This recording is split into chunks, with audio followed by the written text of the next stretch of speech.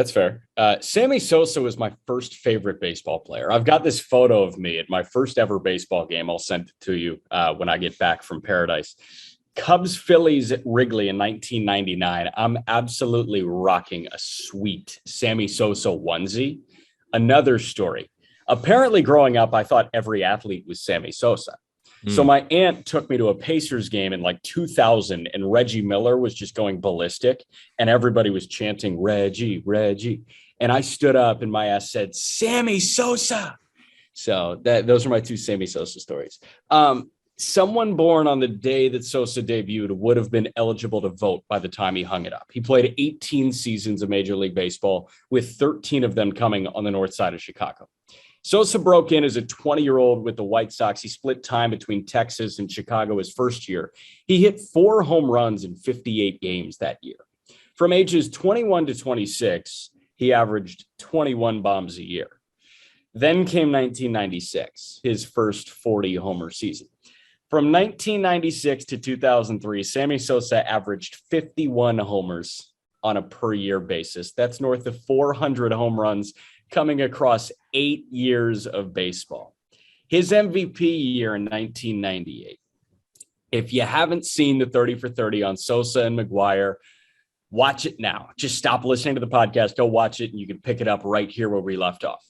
308 in OPS over 1,000. He slugged 647. He hit 66 bombs. He drove in 158. He finished 2 hits shy of 200. He had over 400 total bases, and he had a 160 OPS plus. After that, 4 straight Silver Sluggers, 4 top 10 MVP finishes, including second in 2001. All in all, this dude racked up 7 All-Star appearances and 6 Silver Sluggers. He's a 2-time member of the 30-homer, 30 stolen base club. And at the end of the day, he's one of 9 players all time with 600 or more career home runs. But now the drugs, Pete. In 2005, he sat before Congress with Rafael Palmeiro, Jose Canseco, and Mark Mcguire, with an attorney stating that he never took performance-enhancing drugs. In 2009, the New York Times reported that Sosa was on a list of players that tested positive in 2008. That was not the Mitchell report. That was something else. Also in 2003, Sosa broke a bat in the first inning of a game against the Devil Rays at Wrigley. Along with Wood, umpires ruled that Sosa corked his bat. They found shards of cork. PEDs, corked bats. He's been accused of 2 different types of cheating. He's coming off of a high of 17% of the vote on last year's ballot. He's dropped, he's risen, but he's nowhere close to the 75% needed for induction.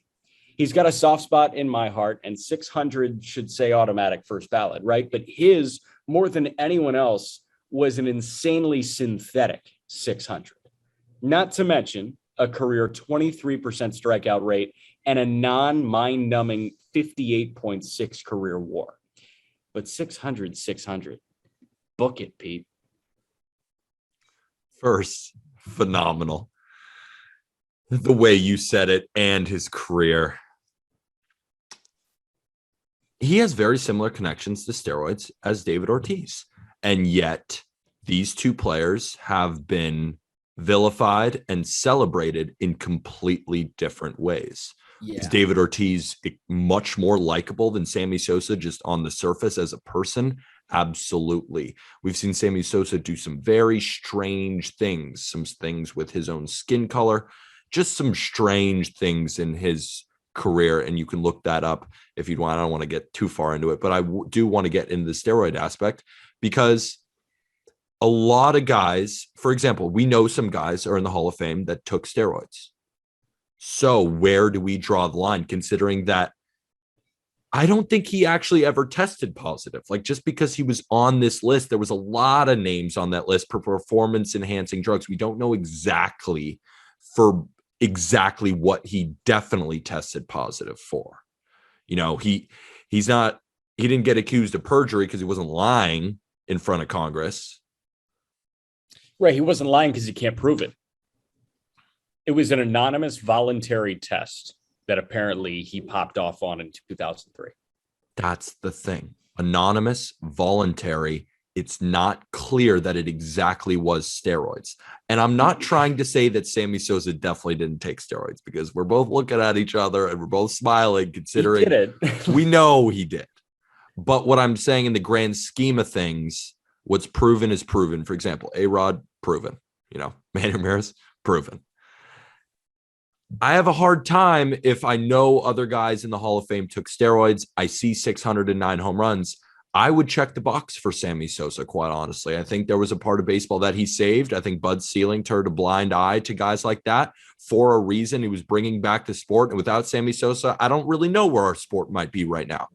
So, in short, Sammy Sosa should make the Hall of Fame, and he'd make my ballot. Did you hear that golf cart going by? By the way, if anybody forgot from the first 5 minutes, I'm in Cabo. Yeah, I mean, like, so my thought on the anonymous voluntary thing, it's a lot like those surveys you used to take in high school talking about alcohol and drug use, right? It was, you answer truthfully, this will remain anonymous. Don't need to fill this survey out, but that, like, if you checked any of these boxes, I mean, people were just going to judge the hell out of you, and chances are you were going to the counselor's office, right? Like, those do not stay anonymous. So that was the high school survey of drug users in Major League Baseball. With Sammy, like, here's the thing. What happened in 1998, to expand on your point, he did something that baseball needed. In 1998, you were 3.5, 4 years out of a lockout. And the lockout, I mean, that was killer to Major League Baseball. Absolutely. You needed this big splash to get the public invested again and to draw the new crowd back in. And to be honest, that was the last lockout. We're in a lockout right now. So baseball might need that big splash. I'm not saying do it with drugs. They should give Trout steroids and just see what happens. Play at 80 home runs.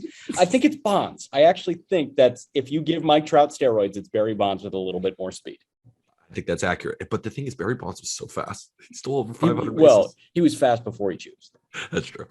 What Sosa and Mcguire did, like, that sparked this non-baseball interest in baseball. And baseball is going to get it probably from Tatis or Acuna or Wander, like somebody like that who can just do everything and captivate the world.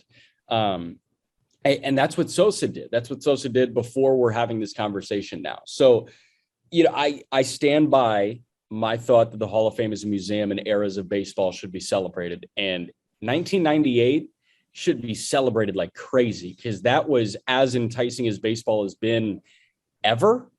Yeah. I mean, race to Maris. It was this race to Roger Maris. I think you could make the argument that 1998 was one of the greatest seasons in MLB history in terms of just an excitement. So in terms of intrigue, it's probably number one. And I know you said book it at the end. So you are in the boat where you'd put someone like Sammy Sosa in your Hall of Fame. Like, I feel like you're still unsure about that. I texted you this morning. I was like, I don't know if Sosa's a Hall of Famer. I know.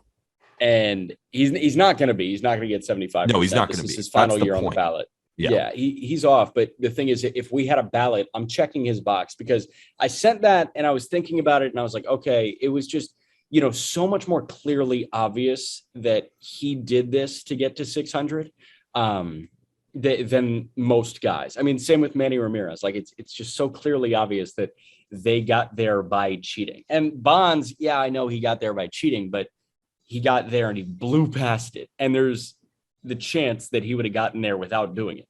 With Sosa, I have no idea what he would have done, because when he popped off, when he started doing this, was when his body changed, was when his game changed. And you were like, okay, something might be up here. Same thing with Mcguire, right?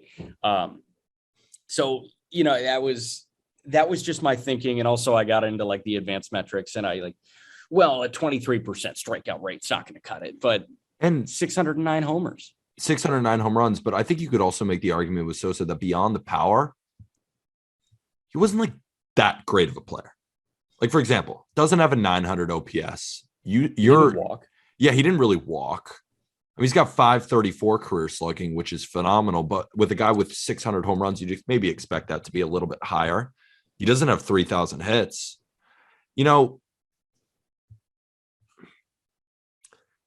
He's just, and he wasn't a great defender. That's why you see the WAR the way that it is. But then again, right field, the position that he played in, it's an offensive driven position. And he was one of the most prolific power hitters at that position. But beyond that, there's not much to, well, I mean, 273 career hitter, struck out a lot.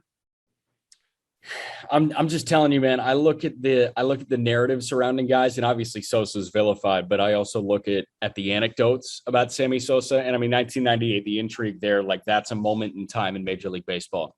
How about the video of him running out with a miniature American flag after 9/11? Like that's Seriously. a moment in baseball. Absolutely. Those moments matter. Piazza homering right after 9/11, the first homer back in Queens to put him ahead. Like that's a moment, and that added to Piazza's Hall of Fame case because he had this intrigue that it transcended his sport at the time. And when Sosa did that, it's a lot like Papi after the Boston Marathon when he said, "This is our city," right? That was Big Papi becoming Boston, becoming bigger than the Red Sox. He became Boston for just a fleeting moment. Sosa became the Dominican representation in Major League Baseball. In that moment when he said, "This is my home. This is where I got this opportunity. Let's go." So I don't know. Those moments matter to me. We're on the same page. We're checking Sosa's box.